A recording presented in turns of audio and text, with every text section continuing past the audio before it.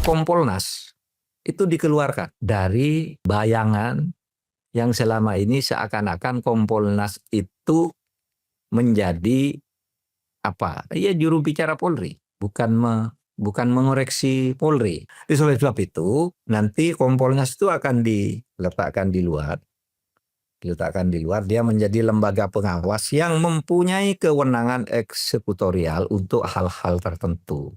Di dalam etika kan banyak tuh kasus dilaporkan tidak jalan karena menangkut orang bintang 1, bintang 2 atau kolonel atau apa gitu. Tidak jalan, sudah dilaporkan, sudah dimuat di berita, di koran, pelakunya ini itu akhirnya hilang. Nah lalu ini Kompolnas nanti yang akan menampung pengaduan langsung atau minta Polrinya yang minta, ini menyangkut orang terlalu besar, tolong Kompolnas yang menyelesaikan. Saya termasuk yang menolak, tidak setuju kalau pemilihan Kapolri itu lewat DPR, langsung aja Presiden hak prerogatif aja, bisa mengganti kapan saja di tengah malam gitu bisa ganti. Nah kalau ke DPR itu dramanya banyak.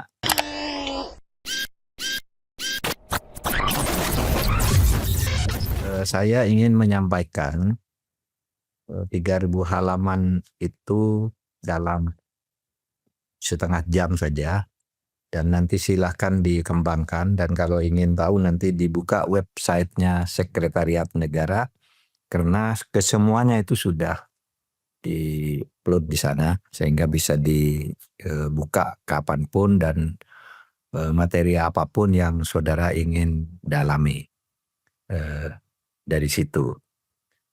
Nah, jadi masalah reformasi Polri ini mencuat ke awal September tahun lalu ketika selesai atau masih panas-panasnya peristiwa Agustus.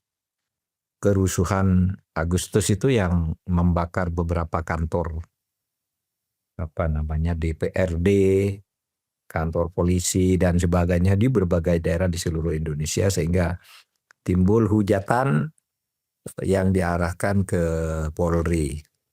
Meskipun tentu saja itu harus didiskusikan apa benar bahwa itu masalahnya ada di Polri. Nah itu soal lain, ya soal lain. Tetapi sesudah itu Presiden sendiri yang kemudian mengatakan Polri itu perlu direformasi. Seperti dikatakan Presiden pertama kali kepada Gerakan Nurani Bangsa, yang di situ ada Romo Magnis, ada Bu Sinta Nuria, ada orang sepuh-sepuh lah. Di situ ada Menteri Agama juga bahwa Polri ini harus direformasi gitu. Nah, dan selambungan dari itu saya dihubungi dan saya ya bersedia sehingga saya masuk ke komisi itu. Nah, saudara, kami sudah meneliti banyak hal. Caranya bagaimana? Kami mendatangi tidak kurang dari atau bertemu berdiskusi langsung tidak kurang dari 170 entitas yang kami temui. Mereka datang ke kantor, ada LSM kira-kira 85 lah taruhlah. Kemudian ada ormas-ormas dan sebagainya, semuanya datang. Lalu kami datang ke kampus-kampus di berbagai kota di Indonesia dan menampung masukan yang puluhan ribu. Nanti juga tercatat siapa saja yang pernah ngirim di situ di dalam 3.000 lembar itu. Dalam 3.000 halaman itu tercatat yang puluhan ribu SMS, komentar di grup WA dan sebagainya masuk di situ. Dicatat semuanya. Sehingga kemudian kami melihat masalahnya ini, pertama begini, yang harus direformasi itu ternyata bukan hanya Polri, ya. Kita tahu hampir semua, terutama kalau aparat penegak hukum itu sangat bermasalah, mulai dari pengadilannya, kemudian kejaksaannya, Polrinya, dan bahkan pengacaranya. Mereka ini semua secara mengejutkan udah punya wakil-wakil di penjara. Hakim agung banyak di penjara juga, kemudian polisi juga, jaksa juga, pengacara juga. Orang menganggap itu insiden, tapi ini lain gitu. Kalau insiden tuh mungkin setahun satu dan sangat mengejutkan. Ini banyak terjadi di mana-mana sehingga nampak langkah-langkah yang tidak profesional. Oleh sebab itu kemudian kami menemukan masalah yang dikelompokkan ke dalam 9 masalah yang ada di provinsi itu yang muncul sebagai kultur aktual.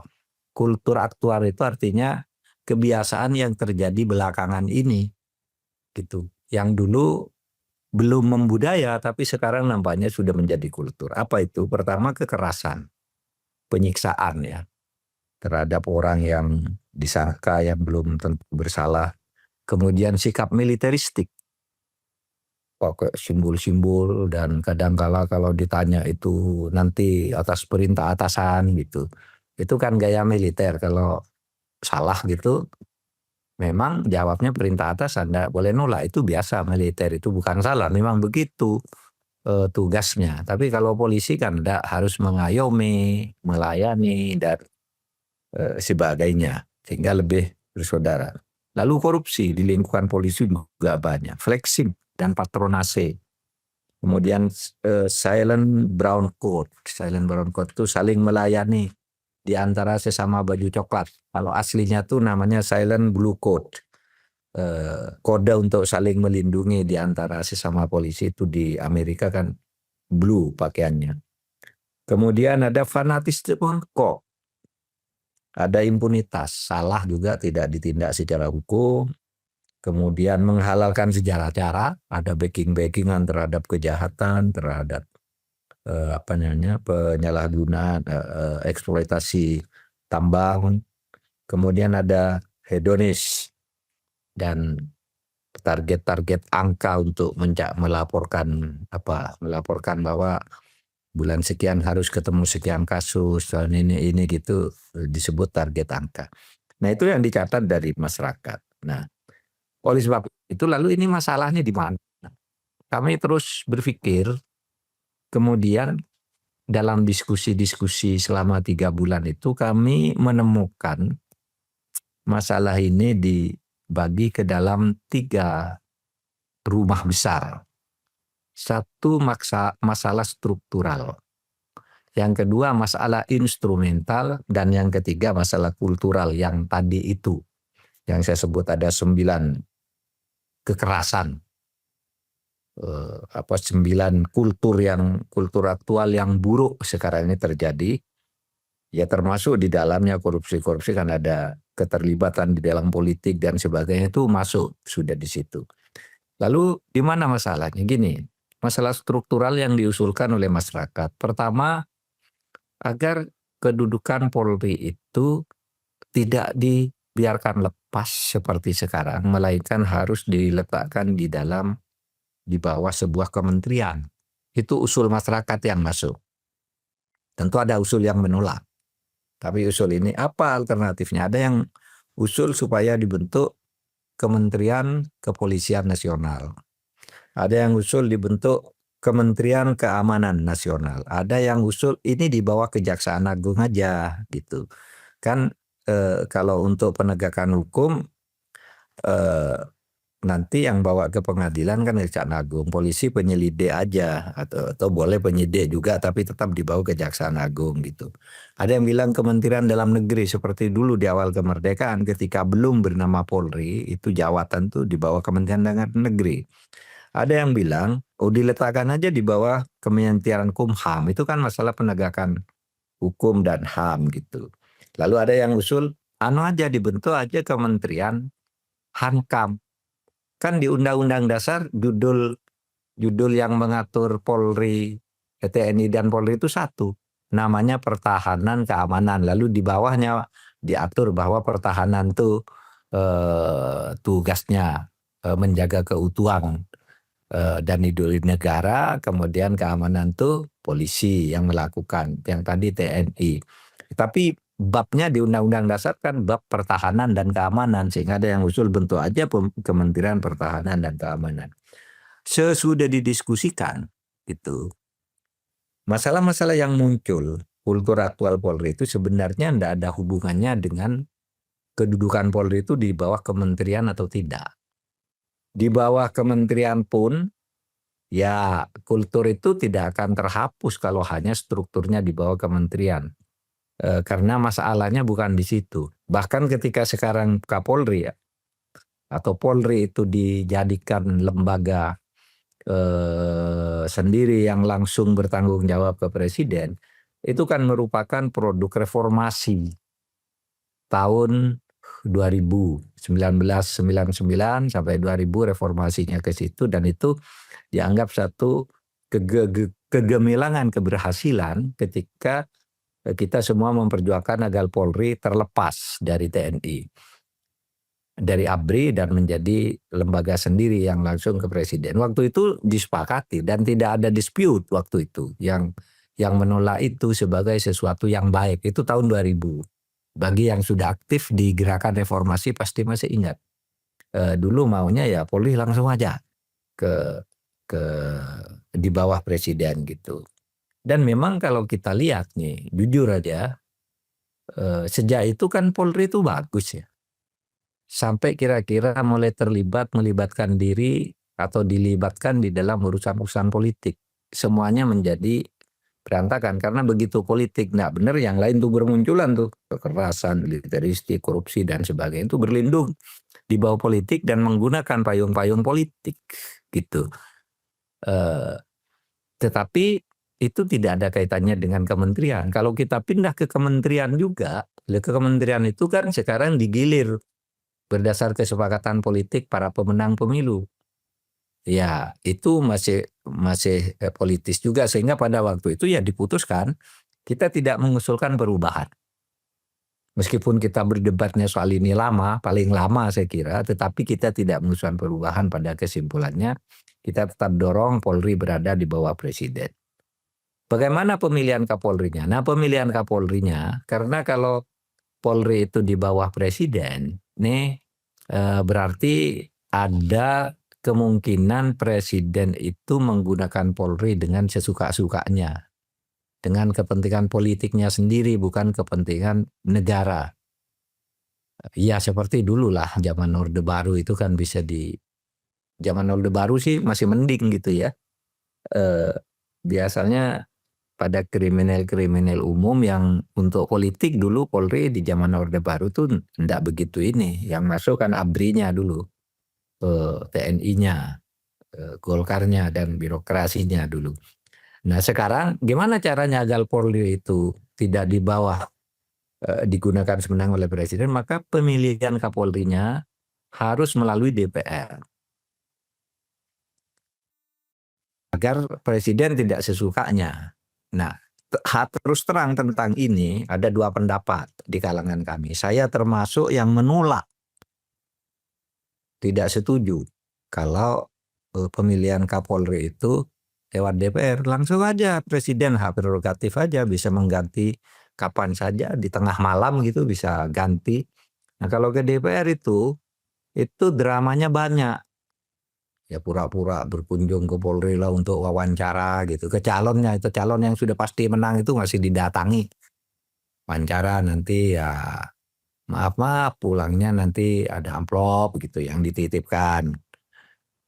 Kemudian yang lebih parah dari itu, tugasnya itu sering diintervensi oleh politisi.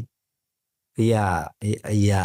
Terus terang kita mendengar sendiri ketika ini disampaikan gitu ke dalam rapat gitu ya, pihak Polri sendiri juga iya betul kalau kami ini dipilih oleh DPR terlalu banyak anunya, katanya majikan kami terlalu banyak, presiden majikan kami, pimpinan parpol jadi majikan, DPR jadi majikan, ketua komisi jadi panikan, di daerah-daerah gubernur juga mendikte dan sebagainya, sehingga mereka sebenarnya senang kalau misalnya pemilihan udahlah dipindah. Tetapi pada akhirnya juga ada kepentingan. Kalau nanti pas presidennya pas sewenang-wenang soal ngawur, nanti malah DPR nggak bisa berbuat apa-apa loh. Sehingga akhirnya ya disepakati, oke kalau gitu serahkan aja ke presiden. Ada dua pendapat di bawah Kapolri, dipilih DPR atau tidak, itu sama bagusnya atau sama jeleknya presiden atas kewenangannya sendiri bisa menentukan ini. Pada akhirnya dengan berbagai pertimbangan, kata Presiden, kalau saya sih lebih suka Kapolri itu dipilih DPR, biar kami tidak usah pusing-pusing, carikan yang terbaik lalu diminta DPR menentukan. Tapi rumusannya sekarang dipertegas. DPR bukan memilih Kapolri, tetapi mengonfirmasi. Jadi sebenarnya tidak harus ada fit and protes aja, itu kan salah satu cara aja. Sebenarnya kirim aja kalau sudah tidak ada masalah, langsung setuju gitu. Namanya right to confirm kalau di dalam konstitusi itu. Nah sekarang kan dibuat acara drama-drama banyak, kunjungan ke rumah, lalu apalagi dia kunjungan ke daerah, tanya ke ini itu dan sebagainya. Ya itu bagus juga sih kalau mau diurus-urus. Tapi apalagi fit and proper testnya gitu, lalu para calon itu lalu menghubungi anggota DPR, menghubungi partai dan sebagainya dan sebagainya. Itu sudah bukan rahasia gitu ya. Nah, tetapi tetap itu dianggap lebih kecil risikonya daripada kemudian hanya langsung diangkat oleh Presiden. Oke, kita setuju seperti itu. Nanti silakan diskusikan. Nah, kok begitu Pak? Iya. Terus apa imbangannya? Imbangannya kita memutuskan, mengusulkan, dan Presiden sudah setuju. Kompolnas itu dikeluarkan dari bayangan yang selama ini seakan-akan Kompolnas itu menjadi juru bicara Polri, bukan mengoreksi Polri gitu ya. Tapi selalu membenarkan Polri. Coba lihat semua putusan-putusan Kompolnas itu kan selama ini begitu. Kalau Polri ada masalah, Kompolnas tanya ke Polri dulu, apa yang sudah dijawab nanti jawabannya sama gitu. Sehingga jadi juru bicara aja, atau memberi jawaban yang tidak ada urgensinya sama sekali sebagai lembaga pengawas eksternal. Itu yang terjadi. Nah, oleh sebab itu nanti Kompolnas itu akan diletakkan di luar, dia menjadi lembaga pengawas yang mempunyai kewenangan eksekutorial untuk hal-hal tertentu di dalam etika. Kan banyak tuh kasus dilaporkan tidak jalan karena menangkut orang bintang 1, bintang 2 atau kolonel atau apa gitu. Tidak jalan, sudah dilaporkan, sudah dimuat di berita, di koran, pelakunya ini itu akhirnya hilang. Ada si A melaporkan ini nerima uang dari saya, ini gini, hilang kasusnya. Nah lalu ini Kompolnas nanti yang akan menampung pengaduan langsung atau minta Polrinya yang minta, ini menyangkut orang terlalu besar, tolong Kompolnas yang menyelesaikan. Nah, Kompolnas nanti terdiri dari 9 orang yang anggotanya itu terdiri dari advokat senior 2 orang, perwira tinggi Polri pensiunan 2 orang, dari LSM, dari tokoh masyarakat dan lain-lain. Nanti yang akan diseleksi oleh sebuah lembaga independen yang akan dibentuk oleh Presiden. Nah itu idenya. Atau bisa juga nanti siapalah tim seleksinya. Pokoknya lembaga independen yang lalu diberi kekuatan menjadi counterpartnya Polri. Gitu. Nah itu imbangan dari itu. Nah kemudian masalah instrumental. Untuk memperbaiki itu semua maka diperlukan pembentukan atau perbaikan 8 bentuk peraturan kepolisian Republik Indonesia atau Perpol. Lalu diperlukan 24 peraturan Kapolri. Jadi ada peraturan polisi yang itu Mabes, lalu Kapolri yang bisa dibuat sendiri oleh Kapolri. Itu 24. Dan revisi Undang-Undang Polri. Revisi Undang-Undang Polri itu kalau dari segi ini minimal pasal yang menyebut Kompolnas yang mengesankan bukan benar. Yang sekarang ini mengesankan bahwa Kompolnas itu ya bagian dari Polri aja gitu. Itu kesan umum yang berjalan selama ini. Itu perkuat bahwa pasal itu akan direvisi sehingga nanti Kompolnas menjadi badan tersendiri dengan anggota 9 orang yang disebut juga di situ bahwa anggaran dan seluruh perangkat administratifnya, kantor, peralatan, mobil, dan kalau perlu perumahan dan sebagainya itu dibiayai oleh APBN, bukan nebeng gitu ke Polri. Ya sekarang kan campur-campur tuh, ada nebengnya, ada saya Menko Polhukam tuh nyediakan dulu untuk Kompolnas kalau enggak salah setahun cuma 9 miliar, kecil banget. Tapi kan ada keperluan-keperluan lain tuh, lalu biasanya difasilitasi oleh Polri kalau kunjungan ke sana dan sebagainya dan sebagainya. Nah, saudara itulah. Jadi strukturalnya seperti itu, instrumentalnya seperti itu, lalu masalah yang terbesar tuh kan kultural yang aktual, kultural kekinian. Yang tadi saya sebutkan ada 9 masalah itu, saudara, itu yang diuraikan di dalam 3.000 halaman itu. Misalnya kekerasan tuh bentuknya seperti apa, itu muncul dalam bentuk verbatim di dalam 3.000 halaman buku itu. Orang diapakan, siapa yang menyaksikan apa, itu direkam semua di situ. Kekerasan militeristiknya itu seperti apa sih? Di situ juga diuraikan. Korupsi dilakukan Polri apa saja ya bentuknya dan bagaimana modusnya juga ada di situ. Flexing dan seterusnya. Nah, itu kultur aktual sekarang. Yang itu rasanya baru muncul, dulu sering sih. Apakah dulu tidak ada kekerasan di Polri? Banyak dulu. Tetapi tidak menjadi kultur. Dulu menjadi insiden kalau ada kekerasan di Polri itu. Insiden tuh ya sekali-kali aja. Nah kalau insiden ya sama aja. Di masyarakat juga banyak orang jahat kan. Di pesantren aja ada orang memperkosa santri. Kan sama. Di polisi juga ada orang jahatnya. Tapi sekarang ini sudah menjadi kultur di polisi. Bukan insiden lagi. Gitu. Korupsi sudah menjadi kultur. Gitu. Saling melindungi sudah menjadi kultur. Gitu. Nah oleh sebab itu lalu kita bangun. Kalau begitu gimana sih caranya? Caranya pertama membangun kultur Polri itu dimulai dari satu paradigma. Lalu di bawah itu perilaku. Paradigmanya sekarang supaya dikembalikan lagi ke Tribrata. Itu semacam semboyan atau pedoman tata krama lah ya, tata krama moral Polri yang sangat bagus. Itu yang konon sejak era reformasi itu diganti menjadi panjang, sulit dihafalkan, banyak yang tidak hafal dan kalimatnya aneh-aneh, tidak menjadi sebuah rujukan nilai yang membangun kultur. Kemana arah paradigma ini? Arahnya ke civilian police, polisi sipil.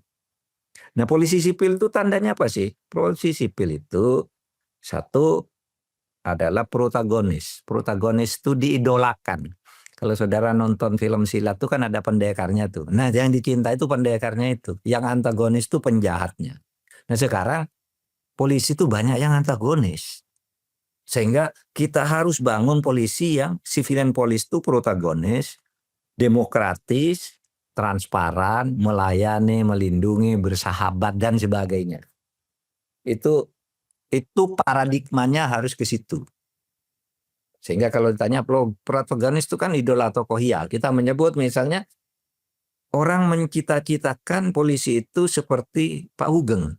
Kalau ada apa-apa ingin ketemu, kalau apa-apa selalu ingin menolong, memperbaiki dan bekerja tanpa pamrih, itu Pak Sugeng. Kita ingin polisi itu sebagai institusi nantinya akan menjadi protagonis. Masyarakat ingin ke sana, ingin mendekat terus gitu karena merasa ini teman, ini bisa melindungi.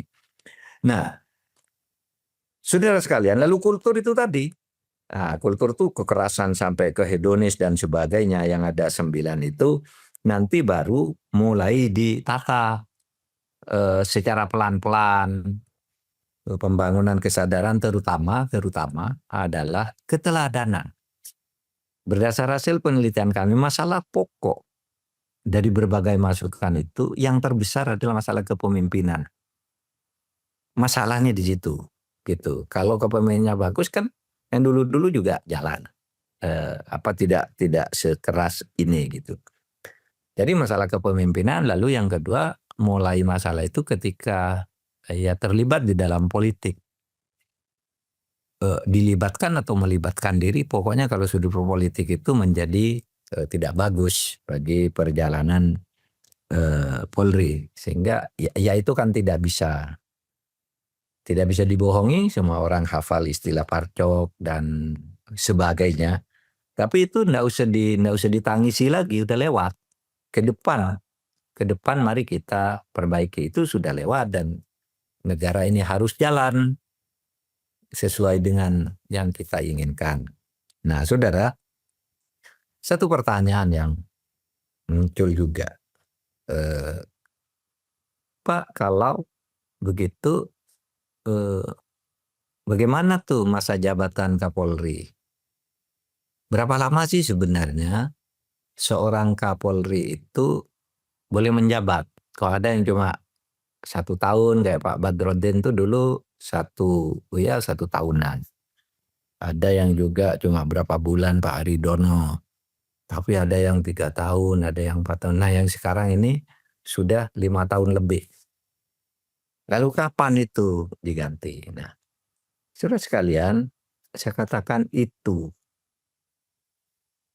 bukan wewenang Komisi Reformasi.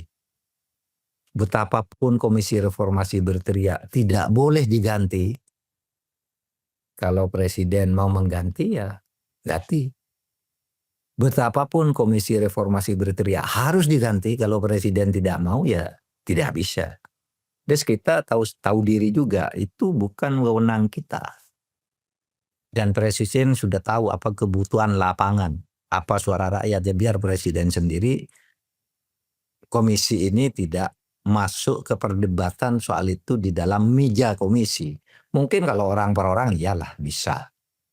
Di luar meja komisi, di luar meja sidang. Tapi ketika komisi bicara itu tidak boleh. Itu melanggar pagar.